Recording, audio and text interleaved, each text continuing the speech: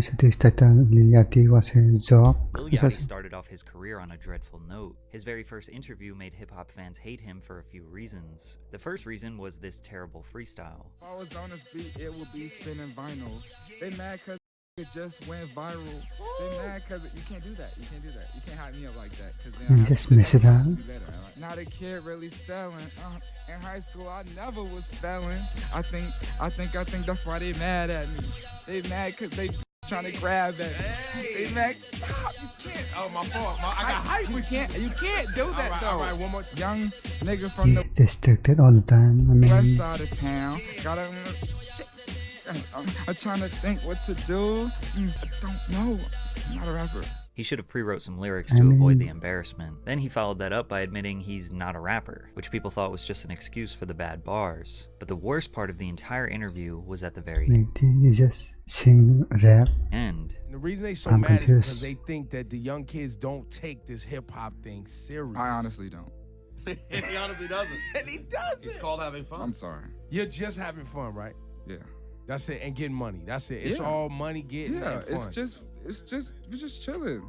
Lil Yachty straight up saying he doesn't take hip-hop seriously and that it's just It's kind of best, but money left a bad taste in the mouths of traditional rap fans. This was Yachty's grand introduction to mainstream hip-hop. Most people thought he was just another mumble rapper, someone who will be here and gone just doing project work for fun. within a couple of years. What they didn't know is that Yachty was on a path of domination. Behind his nonchalant attitude was an extremely hard-working and talented artist. Today, hip-hop is in a dry, repetitive, and predictable spot, yet everything Yachty touches turns to gold. Today we're going to look at how Yachty was hated and disregarded, then every single thing he did to build back his reputation to become the secret weapon the music industry depends on today. It's important to consider this first interview took place on Hot 97. For decades, this radio station was an opportunity for rappers to broadcast their talents, their art to millions of New Yorkers, which was the 50 birthplace of Cent, Snoop hip-hop. Dogg. So his attitude wasn't just disrespectful to Hot 97, but hip-hop as a whole. Hip-hop fans ravaged Yachty online. They felt he didn't deserve to be on Hot 97 and he was a disgrace to the culture. But it wasn't just Yachty. All melodic trap artists face resistance. Future, Migos, Young Thug, Lil Uzi Vert were just some of the few that traditional hip-hop fans thought were ruining the sound by simplifying it too much. Everybody trying to rap the same style with the I mean, who actually cares? know who created it, if it was Let's Future make the good music. I mean, or Amigos, but all them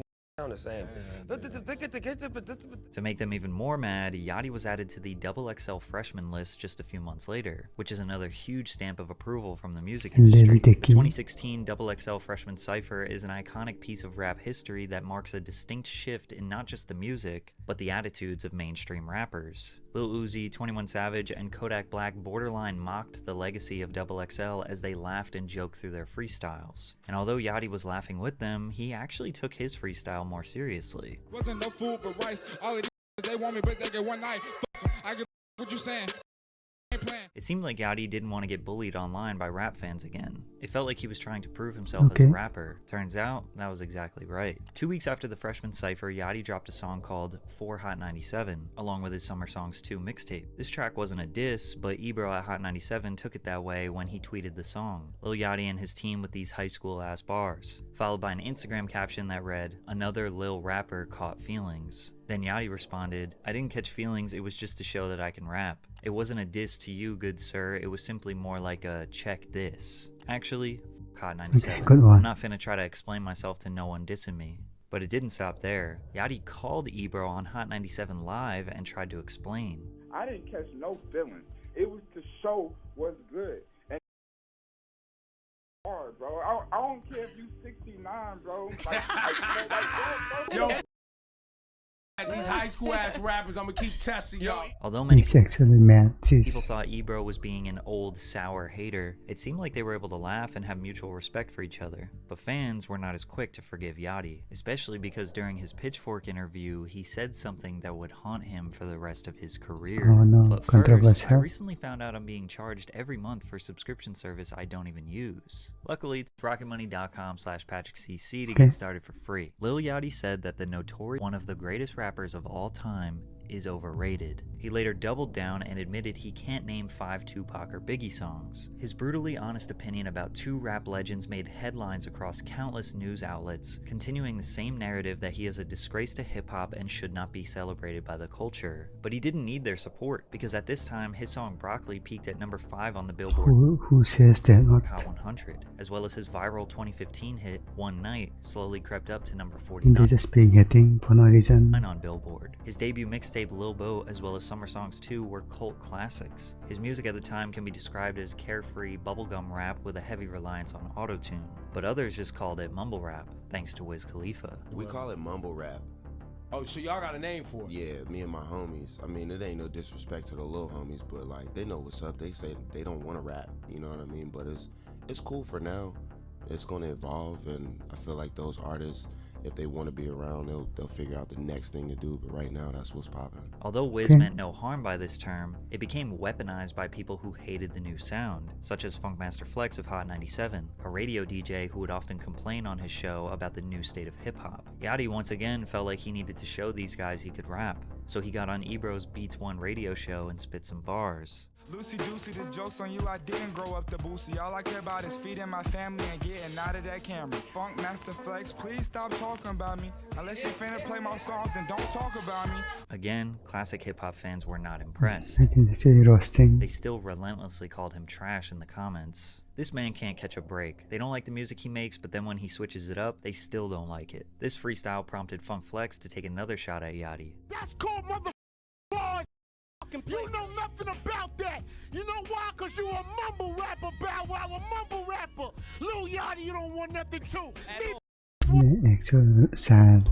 Nothing. J. Cole dropped a song called Everyone Dies, which seemed to take shots at Yachty. Bunch of words and ain't saying shit. I hate these rappers, especially the amateur 8-week rappers. Lil whatever, just another short bus rapper. Then Yachty responded. I f with J. Cole, bro. Everyone some in with this drama. Say whatever you want to say. I mean, I don't listen. You don't listen to J. Cole, but J. Cole. Some people even confronted Yachty to his face, like Joe Budden. I want you to know whether you're in a 360 or not. I want you to appreciate the culture that changed your life and took you from college dorm rooms eating oodles and noodles. I want you who's well-spoken and articulates himself well.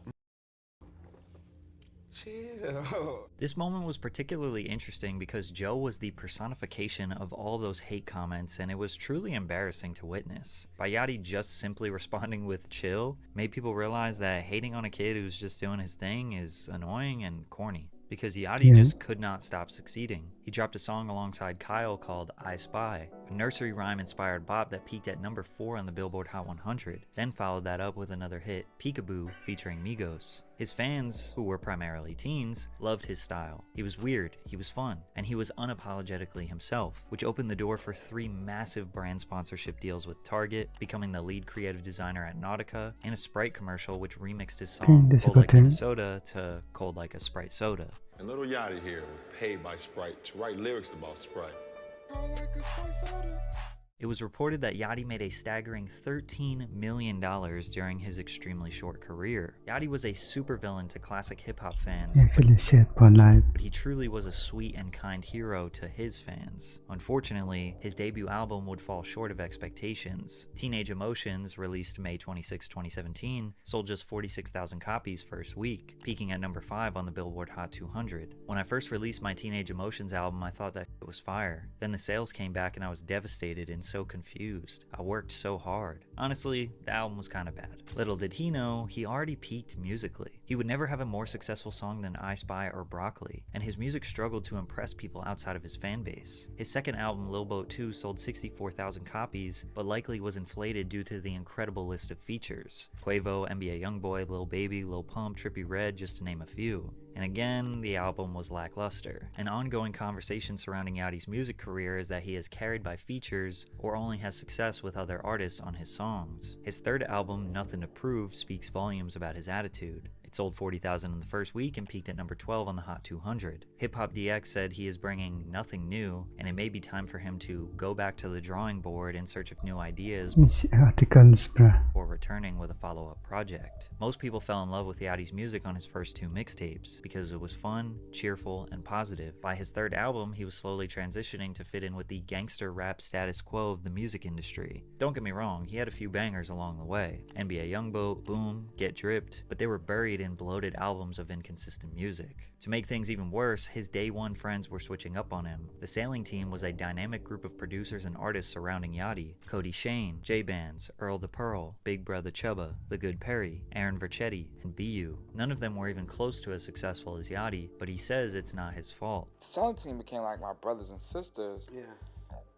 I kind of felt the need to kind of take care of them, Right. you know, but it got to the point where I was spending so much money, Yeah. like almost $1 million trying to like create this company out of my own money. Right, right. And they didn't want it for themselves. You know, Yeah. like, Yachty tried to put them in a position to win. He never had contracts with them, never wanted any percentage of their success, just wanted them to be the best versions of themselves. But they simply did not want it. They were lazy. Trying to worry about 7 other people's careers was holding Yachty back. And trying to work with these people is So they decided to split up. No 2019 words. and 2020 marks a major shift in Yachty's career. His commercial success after this would be even less impressive, but he did not fall off. He started to observe the shifting landscape of hip-hop. He kept a bird's eye view over the entire culture and tried to figure out how he could make an impact. What you are about to see is how Yachty may not have been doing impressive sales numbers, not selling out stadiums, not winning awards, but he kept his finger on the pulse of hip-hop culture. His creativity had a massive impact on where hip-hop is today, but where he started might shock you. With the rise of artists like Cardi B, Megan Thee Stallion, and Doja Cat, it was obvious female artists were in high demand. The City Girls were a duo from Miami buzzing with anthems like Period and Twerk.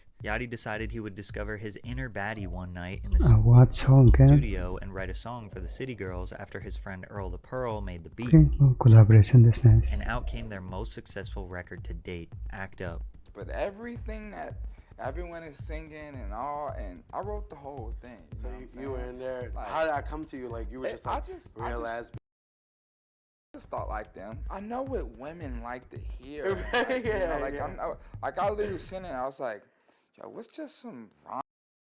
Act Up peaked at number 26 Got the wrist. on the Billboard Hot 100 and was a huge TikTok anthem that even young men couldn't resist dancing to. This track is still being played in the clubs today, but it doesn't stop there. Act Up was sampled by Megan Thee Stallion just a few months later in her song Hot Girl Summer. Earl also produced this beat, and the song peaked at number 11 on the Hot 100, which was Megan's most successful song at this point. Female rappers were being encouraged to embrace their bossy, brazen nature and let it out on the song, which, as we all know, led to tracks like My Type, Savage, Big Energy, WAP, and it all started with the vision and lyrics written by Lil Yachty. He proved he could have a bigger impact on the culture, so it was time to have one last hurrah before he changed up for good. Lil Boat 3 was the official death of Yachty's previous music career. Now, the pandemic slowed everyone's lives and careers down. Yachty achieved his lifelong dream of collaborating with Drake on the song Oprah's Bank Account, which brought that carefree Yachty energy his fans once loved. He did bring that energy throughout the Lil Boat 3 project, but it was honestly his harder rap songs like Split Whole Time, TD, Pardon Me, and Westside that stole the show. With just a mere 30,000 copies first week, Yachty himself and his fans needed a revival of his career, and that's just what they got. After LB3, a new Lil Yachty emerged. The nonchalant, goofy, and emotional teenage persona he had was behind him. The new Yachty was calm, collected, and moved like a boss. He stopped dyeing his hair, got rid of the beads in his braids. He still wore colorful attire, but it was now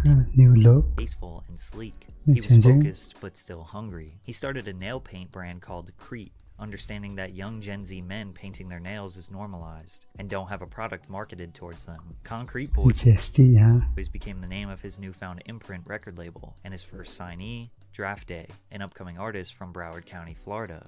Yachty's song Coffin reflects a shift in his sound that would be celebrated and copied by many artists after him. Then Hit Bout It with Kodak Black, then Cortex. Yachty found his flow. He wasn't trying hard to impress the old heads, and he wasn't the childish auto-crooning singer. He achieved the perfect middle. His beats were more unique than ever, and you could tell he had a chip on his shoulder, but also couldn't care less with him or not. His energy was contagious. He recorded an entire album with a bunch of rappers from Detroit, Michigan just to show love and embrace the sound that was taking over underground rap. Although some were surprised, Yachty has always showed love to new artists. Just look at his history of collaborating with buzzing talent. He was on Lil Baby's first album before he blew up. He made a hit with T Grizzly, D to the A in 2017. He even did Gucci flip-flops with Bad Baby in 2018 when nobody would champion her music. Even Drewski, the biggest comedian to come from the social media era, his first major collaboration was a skit with Lil Yachty in 2019. Babyface Ray, Babytron, Baby Smooth are just 3 of the many Detroit artists bringing a fresh sound to hip-hop. Their cadence is smooth yet savage, and the beats are bouncy, but they jam-pack these songs I do not know any of these names. bars. Yachty teamed up with them as well as other buzzing Michigan artists on his album Michigan Boy Boat. This album only sold 15,997 copies in the first week, and fans were confused by Yachty's decision, but he said, "I just wanted to show love. That's it. I just wanted to show love to all of those guys and their talent, and I feel like I rap my best on those types of beats." A rapper who doesn't care about numbers, who is able to move based on creativity and art, while constantly being on the forefront of the next wave is dangerous. Boat had something up his sleeve. He continued to steamroll ahead with bangers like YAE Energy and rock climbing with buzzing rapper Remble. At the same time he was rapping his ass off, he dabbled in polar opposite genres with tracks like Love Music and Breathe Deeper with Tame Impala. He felt inspired by the psychedelic rock sound and announced that he will be ditching rap for his next album. It's gonna be mid as hell. All his stuff be weak. Can't wait to see it flop like his last album. The negativity towards his expansion did not Who are these people? him back. He stayed low-key, kept his head down, and got to work. He also developed a very close relationship with How actually miserable are they to post comment like the this? biggest rapper in the game, Drake. Drizzy posted on IG saying, "More life to my fellow brother Yachty. Happy we are locked in for a lifetime." Followed by a picture of them on a jet and Yachty branding a tattoo of Drake's OVO label on his wrist. But this relationship started with Yachty being a super fan of Drake. I, for a very long time, wanted to just do anything involving music with him. So, like, I kind of, like, been telling him for the last, like, I don't know how many years, like, bro, can I just, like, can I even just be in a room? Drake has always been at the forefront of pop culture for the past 15 years. How he does this is by surrounding himself with young talent that will pioneer the next wave. Drake conveniently became Yachty's best friend when Yachty had his hands around the neck of the culture. He helped executive produce Drake's next album, Her Loss, alongside 21 Savage. Yachty is credited as a producer on 4 songs, each of which are some of the more euphoric and memorable beats on the record. He is also the one who sourced the cover art. Some people say he is the genius behind this record. And by mid-2022, Yachty was finally being appreciated for the genius he is.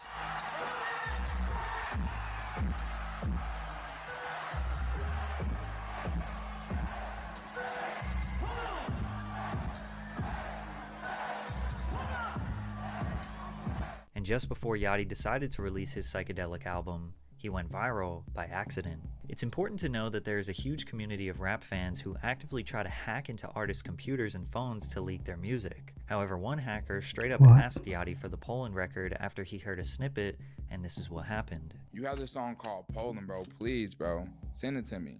And at the time, I'm like, bro, no one gets leaks, right? Like, well, I'll send it to him. Like, nothing's gonna happen. So I sent it to him. Well, Yachty was wrong. Once TikTok users heard his wiggly, wobbly vocal vibrato, the memes started pouring in.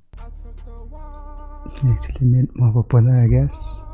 Rap has been in a long dry spell, so anything different was bound to get some attention. A lot of people treated the song as a joke. Others genuinely loved it. Yachty was kind of upset when it went viral because he didn't really like the song and he wanted to debut the wobbly vocal style on his psych rock album. But the fact that his throwaway songs he never wanted to release were going viral let him know that he was on top. And with that buzz, he finally released the psychedelic alternative rock album called Which was unexpected because by then Let's Start Here, which could easily be one of the best albums of 2023. Like his other albums, he only sold 36,000 copies the first week, but there was nothing but praise for his efforts on this album. The instrumentation was beautiful, bright, funky, and soulful, but also broke to periods of eerie trepidation. His use of heavy autotune and big room reverb felt like you were ascending towards the heavens on a trip. This will probably go down as one of the best genre transitions for a rapper in history. And the craziest part about it, he went right back into rapping after dropping this album and dropped banger after banger after banger. Strike, Slide, Solo Step and Creep Boy, Tesla, Go on TikTok and you will quickly see someone sharing one of these songs. Yachty has never been this consistent in his entire career, and he knows just how much the rap game needs him, which he expressed on his track with J. Cole. Allegedly, they figured out that I'm the secret recipe. The standards have collapsed. They wrote me in with lames. They treat me like I'm them, the hate I overcame. Refuse to pat my back, refuse to shake my hand, refuse to give me props when I'm not around, refuse to act like I ain't shift the sound, like I ain't pushed the culture. These bars encapsulate everything I said in this video.